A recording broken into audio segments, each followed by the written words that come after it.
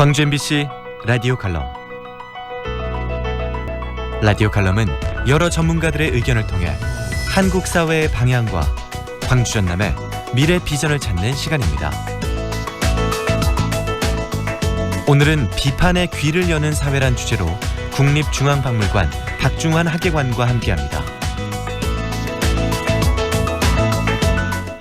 1990년 무렵 민간 항공기 한 대가 악천후 속에서 항로를 잃고 우리 지역의 어느 산에 부딪힌 사고가 있었습니다.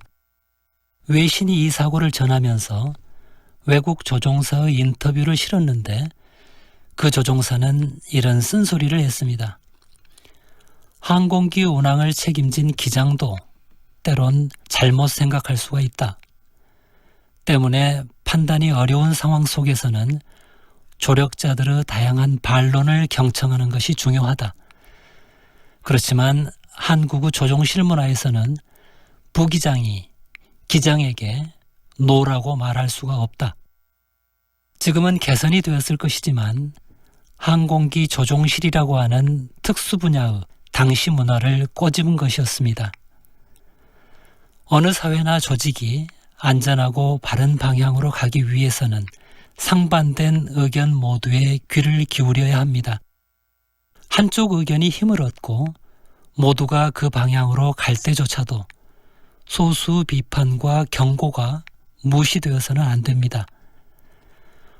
포항에서 발생한 지진이 지열발전소 때문이었다는 조사 결과가 나온 뒤 광주시가 한때 지열발전소를 도입하려다가 백지화했던 결정이 주목을 받았습니다.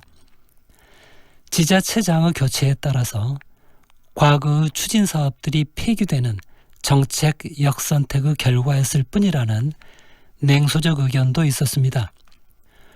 광주와 포항의 여건이 많이 달랐다는 발전소 추진 측의 주장도 과학과 합리를 토대로 한 것이라면 귀담아 들을 일입니다.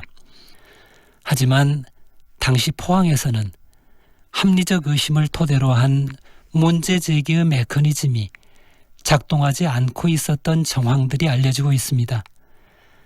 지열 발전 때문에 스위스 바젤에서 지진이 발생한 것이 이미 2006년의 일이었습니다. 우리나라의 지열 발전 사업들은 바젤 지진의 비극에서 배우지 못한 것입니다. 바젤과 포항과 광주 사례에서 우리가 얻어야 할 교훈이 있습니다. 잘못된 정책 결정의 결과가 시민들의 생명과 안전에 얼마나 큰 영향을 미치는 것인지를 잘 깨닫는 것입니다. 또 정책에 대한 비판이라고 하는 것이 때로 사회를 위협으로부터 지켜주는 소중한 경고등이 될 수도 있다고 하는 점도 배워야 합니다.